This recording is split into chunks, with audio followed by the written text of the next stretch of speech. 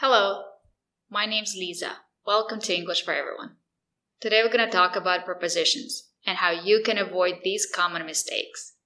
Let's start with these words: near, call, visit. Remember, with these words, we never use preposition to. The bank is near the park.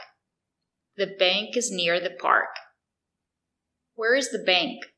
Is the bank near the park? Great job. Call. Call someone. I'm gonna call my friend tomorrow. Is he calling his friend or is he calling his son? Great job. Visit. Visit someone. I'm visiting my friend tomorrow. When are you visiting your friend? Great job. And we have a special verb, date. Date someone. I dated Kevin for a year. Who is he dating? Is he dating Anna?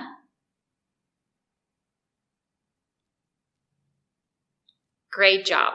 To be married. I'm married. I'm not single. I'm married to Kevin. Is he married to Anna? Or is he married to Mary? Great job. Listen.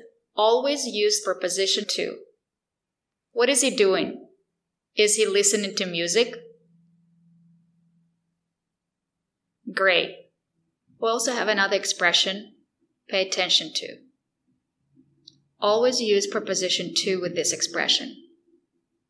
They are listening to her. They are paying attention to her. What are they doing? Are they paying attention to her? Great job. Explain. Always use this verb with to. Explain to me. The teacher is explaining math to the students. She's explaining math to the students. What is she doing?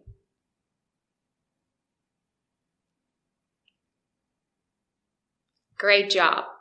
Remember, when you use verbs of movement, always use preposition to. Go, come, fly, drive, walk. Always use preposition to. Go to work.